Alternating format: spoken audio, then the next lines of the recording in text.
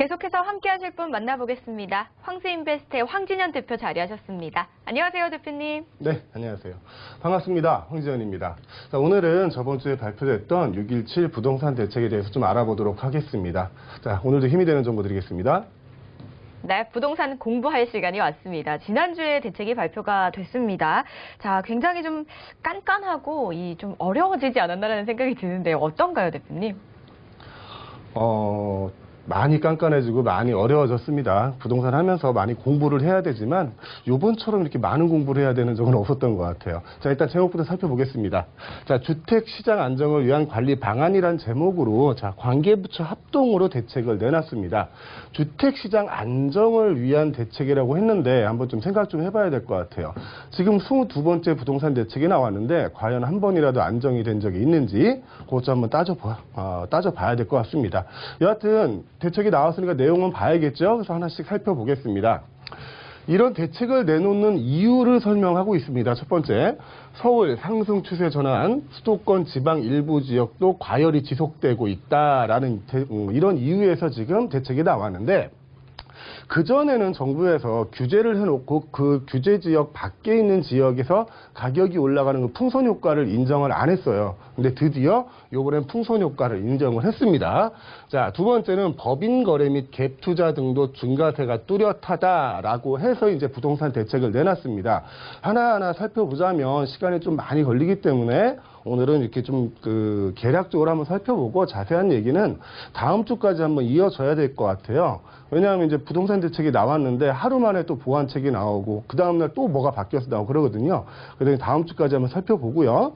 자, 일단 시장 상황 평가를 했습니다. 시장이 이렇다는 거죠. 이렇기 때문에 정부에서는 부동산 대책을 내놨는데 요는 이렇습니다. 서울 중저가 저택, 수도권, 지방 비규제 지역을 중심으로 시장이 불안하고 투기 요건이 여전하다. 그리고 재건축 주택의 상승 압력도 가시화되고 있다.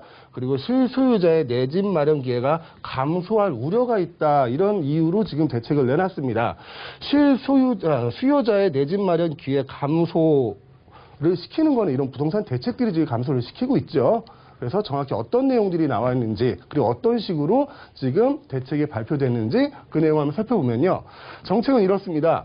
비규제 지역에 집중되는 투기 수요 유입을 차단하기 위해서 수도권, 대전, 청주 대부분, 인천도 포함됐죠. 조정 대상 지역, 투기 과열 지역으로 지정하고 등등등 이게 6가지 이유를 들었어요. 6가지 이유를 들면서 크게 4개로 나눠서 챕터 4개로 나눠서 규제를 발표했습니다. 첫 번째는 과열 지역에 대한 투기 수요 유입 차단에 대한 내용이고요. 두 번째는 정비사업 규제를 하는 것, 그리고 법인을 활용한 투기 수요를 근절하겠다는 내용, 그리고 마지막으로는 12, 16 대책 및 공급대책 후속 조치 추진입니다. 자, 여지껏 부동산 대책이 22번이 나왔는데 그중에서 이제 기억할 만한 것들이 한 3가지 정도가 있었죠. 첫째는 이제 8.2 대책이었고요. 그 다음에 이제 9.13, 그 다음에 12, 16이었어요. 그리고 여기 하나 추가돼야 될 것 같습니다. 이번에 6.17 대책도 하나 추가시켜야 될 것 같아요. 크게 4가지 대책을 기준으로 이제 부동산 시장을 보면 되는데 6.17 대책에서는 이런 대책들이 추가가 됩니다. 첫째, 조정 대상 지역을 경기, 인천, 대전, 청주 대부분의 지역에 규제 지역으로 지금 바꿔놨어요. 특히 인천 같은 경우는 전체가 지금 조정 대상 지역이 됐고요. 또 그 중에 3개구 정도는 투기 과열지구로 됐습니다. 이따가 좀 지도를 보면서 한번 설명을 드릴게요. 자, 투기 과열지구도 지정하고요. 토지거래 허가구역도 지정을 합니다. 저는 이 뉴스를 보고 이 내용이 포함된 걸 보고 좀 깜짝 놀랐어요. 저번 주 이 시간에는 어떤 규제들이 있을 수 있겠다라고 우리 예상하는 시간이 있었는데 이 토지거래 허가구역까지는 제가 예상을 못했거든요. 왜냐하면 이 토지거래 허가지역을 지정하는 거는 대부분 개발 사업이 크게 진행되는 나대지에서 많이 합니다. 잡종지나 나대지에서 많이 하죠. 거기는 이제 거주하는 사람들이 별로 없기 때문이에요. 근데 여기 보시면 잠실, 삼성, 청담, 대치동 사람들이 많이 거주하는 주거지역에서 지금 토지거래 허가구역을 지정했거든요. 그러면 사실상 사유재산에 대한 침해를 하는 거고요. 외부 사람이 이 지역으로 들어갈 수도 없고 이 지역 사람들이 밖으로 나오기도 힘듭니다. 그러면 헌법에 보장된 이제 거주 이전의 자유라는 거 이런 것도 상당히 침해되겠죠. 그 내용도 보면서 이게 싸움이라는 게 이게 정부하고 지금 시장하고 그 부동산 가격을 두고 이제 싸우고 있는 거잖아요. 싸움이라는 게 이제 기본적인 룰이라는 게 있습니다. 자, 복싱할 때는 뭐 벨트 아래를 칠 수 없고 축구 시합할 때는 뭐 손을 쓸 수 없고 이런 기본적인 룰이 있는데 이제 그런 기본적인 룰조차 무시를 하는 그런 대책이 아닌가 하는 그 생각이 좀 들었어요. 자, 다음은 이제 거래 질서 조사 체계 강화, 그리고 담보 대출에 대한 강화, 규제 강화, 전세 자금 대출에 대한 규제 강화 등을 들 수 있습니다. 자, 이 챕터 4개 중에 오늘은 첫 번째 챕터를 한번 알아볼게요. 나머지는 다음 시간이나 뭐 바뀌는 거 있으면 다시 한번 알아보도록 하겠습니다. 자, 첫 번째 챕터가 과열 지역에 대한 투기 수요 유입 차단입니다. 그 방법으로는 첫째, 조정 대상 지역 및 투기 과열 지구로 나눠지는데요.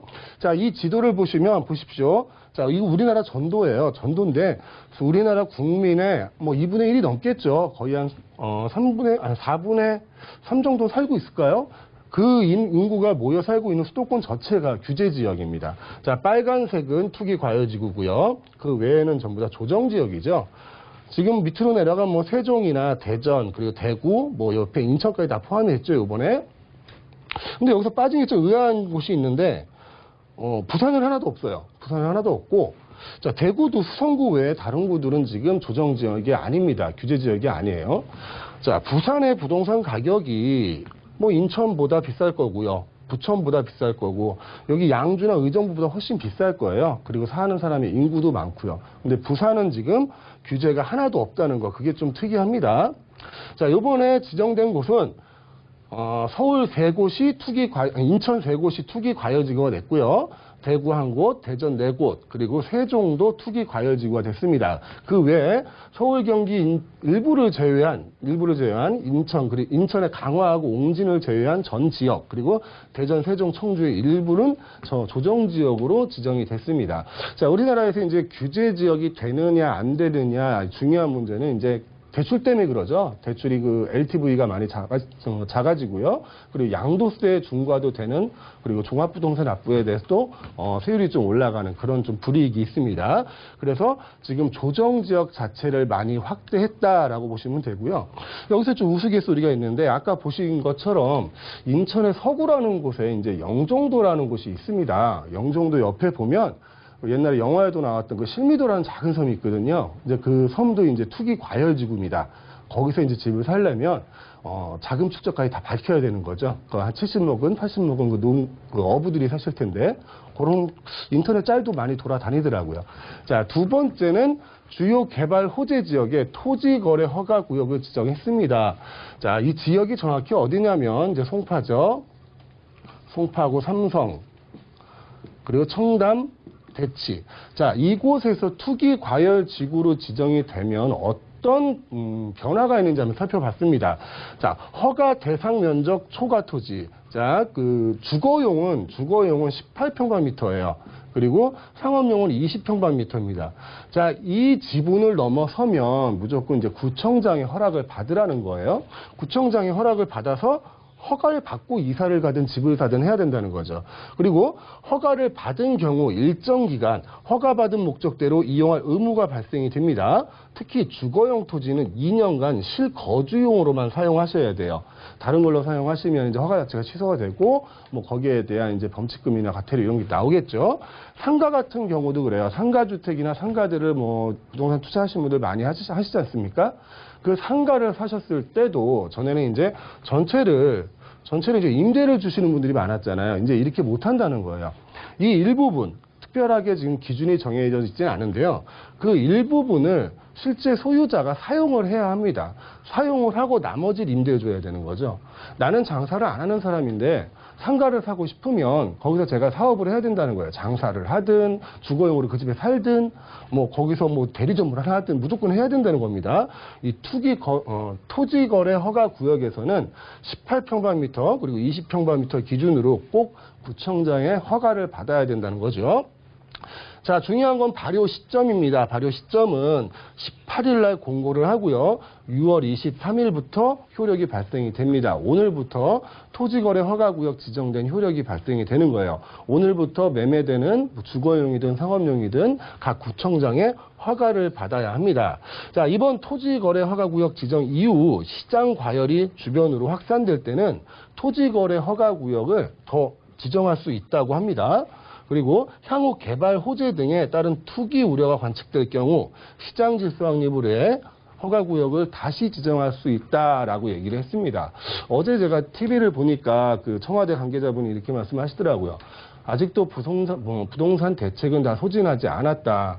언제든지 부동산 대책을 더 내놓을 수 있다라고 이렇게 말씀을 하시는 게 저는 뭐 경고가 아니라 거의 협박 수준으로 들려보더라고요. 이렇게 22번을 해놓고 이제 더 할 수 있답니다.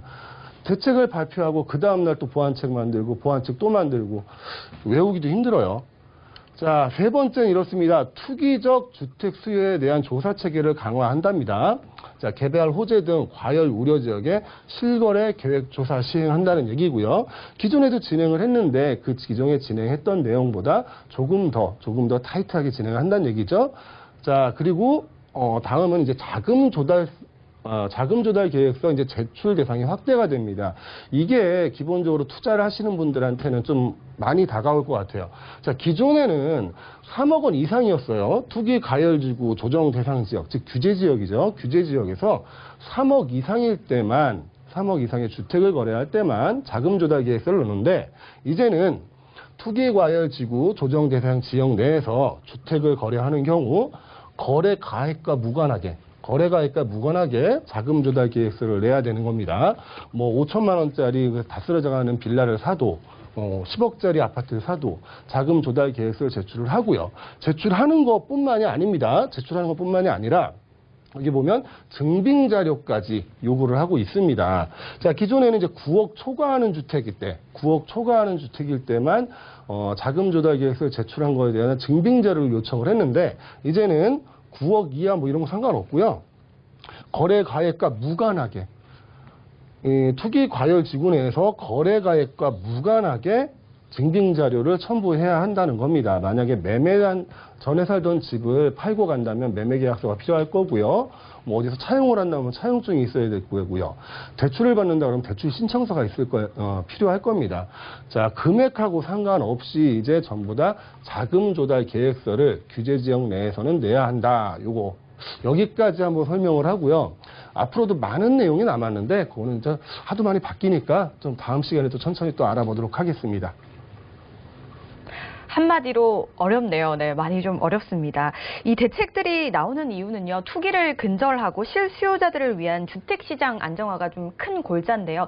20번 넘게 대책이 나오면서 그 방향성을 잃지 않고 잘 가고 있는지 또 그 방향성을 잃지 않기를 바라겠습니다. 자, 이렇게 강의 마쳐보고요. 혹시 더 궁금하신 점은요, 저에게 전화 또는 문자 주시면 되고요. 오프라인 상담 자리 있다고 해서 안내해드리겠습니다.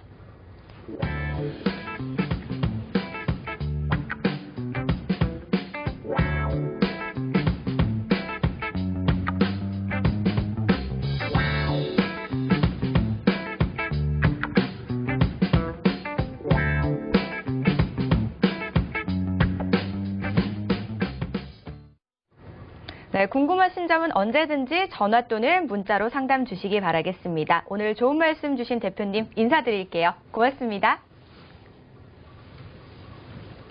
저희 방송에서 제공하는 정보는 투자 판단에 대한 조언일 뿐 해당 부동산의 가치와 수익률을 보장하지 않습니다. 저희가 준비한 소식은 여기까지입니다. 시청해주신 여러분 고맙습니다.